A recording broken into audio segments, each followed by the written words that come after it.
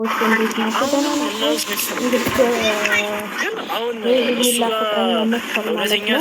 መጥቷል ካሉኝ ፋይሎች አንጻር ትንሹ ነገር የማውቀው ነገር ከሱ ጋር ትክክለኛ ፍቅር ብላ በቃ የተሻለ ነገር ስለምትፈልግ ታሪኩን እየተናገረ ነው ማለት ነው። አብርሃምን ወደው ሳይሆን ለገንዘቡ ብላ ነው እንጂ በጭራሽ አትወደውም። ለተሻለ ነገር ብላ ነው እኔን ጥላኝ የመጣችሁና ለ2 ዓመት አብረን ነበር።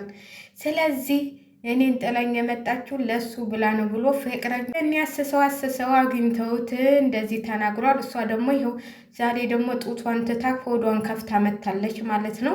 በሚገርም ሁኔታ ሆዷን ከፋፍ ይለያላችሁ ብላ ማለት ነው። ሀብታም ነች ስትሉ የነበረው ቤተሰቦቿ ሀብታም ናቸው፣ ሀብታም ልጅ ነች ስትሉ የነበራችሁ ተበላችሁ የኔ እናት። ይኸው እንግዲህ ፍቅረኛዋ ይህን የመሰለ ሸበራ ገኒ እንግዲህ አትዋሽም። ሌላው ሰው ቢዋሽ ማለት ነው። ሌላው ሰው ቢሆን አክስቷ ነች እንግዲህ ለቤተሰብም ለምንም ብላ እውነቱን ተናገር ብላ አስገድደው 2 ዓመት ተበላሹ በኋላ እና የተሻለ ስታገኝ አብርሽንም ጥራው ትሄዳለች። ጥላኝ ሄደችው እሱ የተሻለ ስለሆነ ነው። እኔ 1 ዓመት ብጠብቀኝ ከሱ የበለጠ ነገር እሆን ነበረ ብሏል። እንግዲህ አይዞህ ወንድሜ አይዞህ አንተን የመሰለ ሸበላ አይዞህ ሩታዬን እንድርሃለን እምቢታር እና ሩታና አብርሽን ለማለያየት ነው እንጂ እሷ ሚስት ልትሆነውም አይደለም፣ ፍቅረኛም ልትሆነው አይደለም። ቤተሰብ እየተጨናነቀ ነው ሲሉ በቃ እንደዚህ ሁሉንም እውነቱን ተናግረዋል ማለት ነው። እንግዲህ ሄልሚ ልጅ ነው እውነቱ ወጣ ማለት ነው። የእሷ ፍቅረኛዋ መጥቷል ማለት ነው። የስራ ሁሉ አቁሜ ነበረ፣ በጓደኞች እርዳታ ነው እዚህ የደረስኩት እንጂ ሁሉንም ነገር አቁሜ ነበር ብሏል።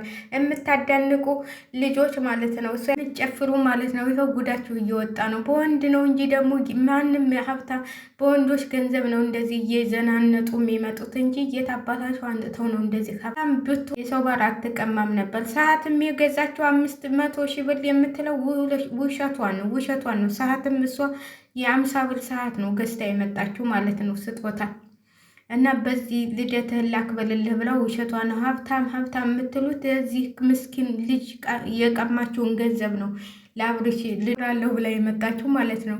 ለአብርሽ እንደሆነ እንግዲህ ወደ ሩታ ተመልሷል ማለት ነው።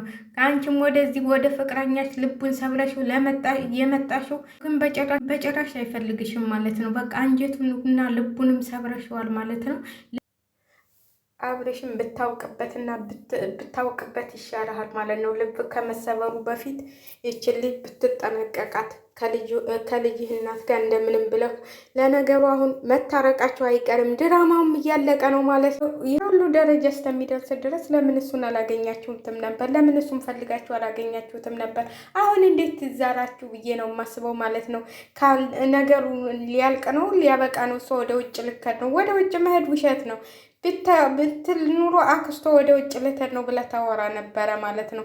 ግን ውሸት ነው። ውጭ ተድመሮታ ማለት ነው። ያው ወሬ ለማሟሟቅ ነው። አትዋሹን ማለት ነው። አትዋሹን። ዛሬ ታርቃችሁ መቼም የዓመት ባለን በስበቡ አከበርን ብላችሁ እናያችኋለን ማለት ነው። ገናም አብራችሁ እና ያው ለገና የአምናም ገናን ቤታችሁ ዘንድሮም ለገና ልታከብሩ ነው ማለት ነው። እና በነገራችን ላይ አትወሻሹ። ችግር የለውም እና እኛ እናያችኋለን። ምንም ብሰሩ ሩታ ካለችበት ሩታ ከደመቀችበት ቦታ እንገኛለን። እኛ ደግሞ መረቅ ነው እንጂ ተመረቁ መረቅ ጣቢውን ትሰጡናላችሁ ማለት ነው። ስለዚህ ምንም ችግር የለውም። እንግዲህ ፍቅረኛዋ መጥቷል፣ ይዞልሽ ይሄዳል ማለት ነው። ሩትዬ አብረሽ ባልሽ ጋር ቁጭ በይ ማለት ነው። አብረሽ ባልሽን ታርቀሽ ባልሽ ጋር ቁጭ በይ ብለን እናስባለን ማለት ነው። ለማንኛውም ያው ሁሉም ነገር ለበጎ ነው፣ እየተሯሯጡለት ነው ማለት ነው። አሁን በቃ ሁሉን ነገር ያስተካክሉታል ብዬ ነው የማስበው። ሁሉም ነገር ተስተካክሎ ሩታና አብርሽ ያው አብረው እንደሚቀጥሉ እርግጠኛ ነን ማለት ነው። ሄርሜን ልጄ ደግሞ ከሁለት ያጣ ጎመን ሆነሽ ቁጭት ያለሽ ማለት ነው። ታሳድጂ ማለት ነው። ሀብት ስታሳድጂ ከድሃ ላይ ትወድቂያለሽ ማለት ነው። አብረሽው ፍቅርን የሰጠሽ ድሃው ባልሽ ይሻለሽ ነበር ከሀብታም ላይ ከምትንጠለጠሪ። ፍቅር የሚሰጥሽ እሱ ነው። ሀብታም ነው ያለ እንደዚህ አብሮ የሚያዝናናት ምናምን እኔ ነኝ የማዝናናው እያለ እየወጣባት ነው ማለት ነው። እኔ ነኝ የማዝናናህ፣ እኔ ነኝ እንደዚህ የማረግህ እያለች ስትል የነበረው ይኸው አሁን የሚያዝናናት እኔ እንደዚህ እንደ እንትን እየወሰድኩ ማዝናናት አልችልም። ስለዚህ እሷ የምትፈልገው መዝናናት እንለወጥ ነው እንጂ ያልኳት እንደዚህ የምንጨፍርበት ጊዜ እንለወጣለን፣ ሰርተን እናድጋለን ስላት ይኸው ወደ አብሊስ ተገልብጣ ሄዳ ባልና ሚስት አፋታች እያለ ይኸው ባሏ እየወቀሳት ነው ማለት ነው። የድሮ ፍቅረኛዋ ማለት ነው። ፍቅረኛዋ ጥላው የመጣችው ፍቅረኛዋ። አዘንኩልሽ እኔ ሄልሙልዬ ባልና ሚስቶቹ ታርቀው እንትን ሲሉ አንቺ ከፍቅረኛሽም ጋር ተጣልተሽ እነሱ ምንም ቢሆን ስለወለዱ አይለያዩም። አንቺ ግን ምንም እንትን ስለሌለሽ ምንም አማራጭ የለሽም።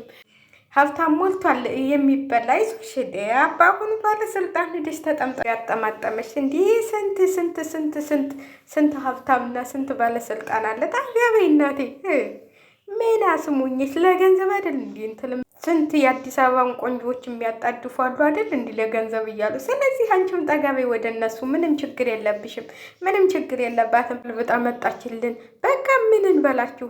ምንድን ይሄ ማንን ሽማግሌ ያገኘሽ? እንዲሰሙኑ